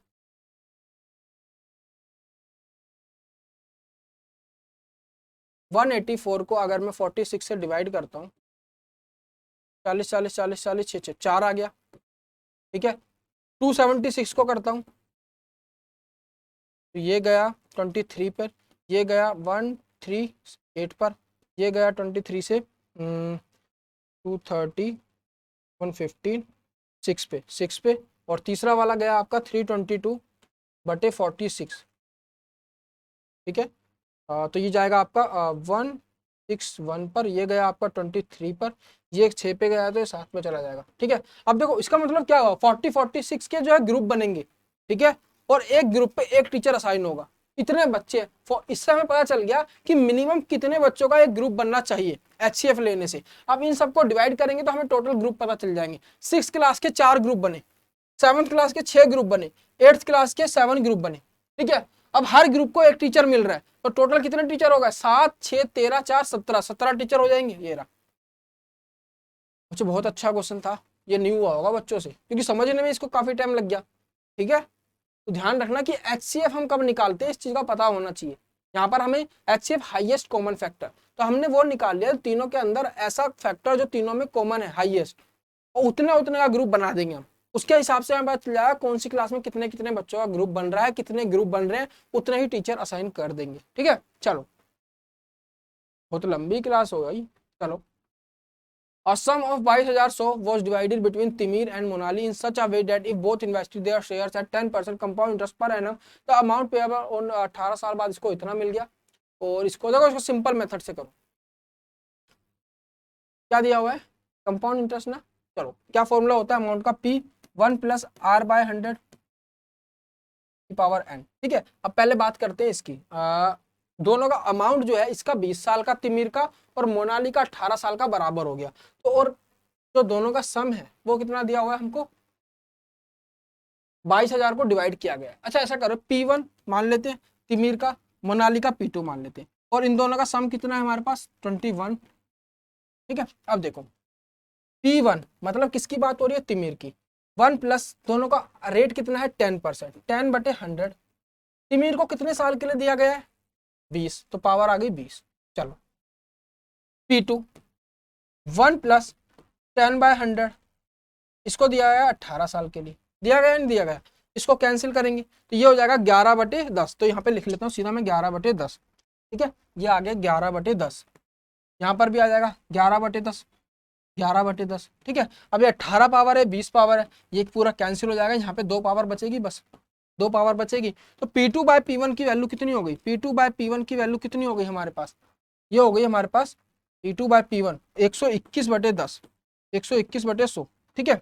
अब देखो 121/100, अब देखो सिंपल है, अगर मैं P1 + P2 लूं कितना आ गया 121 और 100, 221 आ गया, लेकिन हमारे पास एक्चुअली में कितना है 221.00, मतलब एक यूनिट कितने के बराबर आ गई, 100 के बराबर आ गई, 100 के, ठीक है, 100 के बराबर आ गई। हमें क्या निकालना है, मोनाली का शेयर। मोनाली का शेयर कितना था P2, P2 की वैल्यू कितनी है 121, तो 121 × 100 12100 आंसर नहीं हो जाएगा?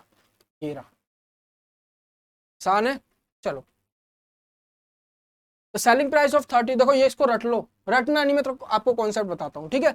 कई बार बच्चे रट लेते हैं कि कुछ आइटम्स का सेलिंग प्राइस कुछ उस आइटम के कॉस्ट प्राइस के बराबर दिया, तो रट लेते हैं कि कॉस्ट प्राइस वाले को मान लो सेलिंग प्राइस वाले को मान लो कॉस्ट प्राइस, आंसर निकाल दो। ऐसे रटना नहीं है। देखो क्या होता है इसके अंदर, कुछ आइटम्स है उनका सेलिंग प्राइस, ठीक है, तो 32 आइटम्स है, उनका सेलिंग प्राइस मैंने मान लिया SP, तो टोटल कितने पैसे लगे उसके, उसको खरीदने में, मतलब उसको बेचने में इतने, ठीक है।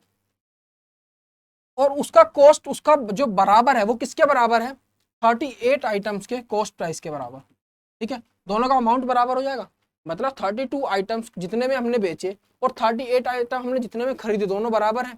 तो यहाँ से अगर मैं SP बटे CP निकालूं, कितना आएगा, 38 बटे 32। अब हमें परसेंटेज निकालनी है, ये इसके बड़े, इससे बड़ा हो छोटा हो क्या हो, हमें कोई फर्क नहीं पड़ता उससे, परसेंटेज में चीजें कट जाती हैं, ठीक है। तो अगर ये आपका मतलब इससे बड़ा भी होता है, ये तो बिल्कुल सिंपलेस्ट फॉर्म नहीं है, अभी देखो ये और कट सकती है, लेकिन अगर हम यहाँ से भी परसेंटेज निकालें या इसको कट करने के बाद भी परसेंटेज निकालें, सेम आएगी, ठीक है। रेशो की बात हो रही है यहाँ पर इससे अगर हम परसेंटेज निकालेंगे तो वही हमारा आंसर होगा। क्या आ जाएगा आपका 19, ये हो गया 16, ठीक है, 19/16। तो अगर मैं CP को 16 मान लूं और SP को 19 मान लूं, ऐसे ही करना है आपको, ठीक है। SP हमारा जो है ये, CP हमारा जो है ये हो जाता है, SP हमारा ये हो जाता है, वही चीज हुई है। और कैसे हो रहा है आपको पता चल गया, ठीक है। ये मान के आप निकाल दो, परसेंटेज ही तो निकालनी है, ठीक है। हमें एक्चुअल नहीं पता कि हमारा CP क्या है, लेकिन SP क्या है, लेकिन उनकी रेशो पता है हमको, और परसेंटेज निकालने में हमें एक तरीके से रेशो ही तो काम करती है हमारी। चलो अब यहाँ पे देख लो, अगर उसका CP 16 है, SP 19 है, तो उसको प्रॉफिट हो रहा है, कितने का हो रहा है, 3 रुपए का हो रहा है। CP कितना है, 16, इंटू में 100 करके परसेंटेज निकाल लेंगे, और 300 बटे 16 कितना कितना आ जाएगा आपके पास, लगभग 300 बटे 16 एक पे गया, बचे 14, 140, 160, 8, 18 के आसपास आएगा कुछ, ये आंसर आ जाएगा आपका। समझ आया?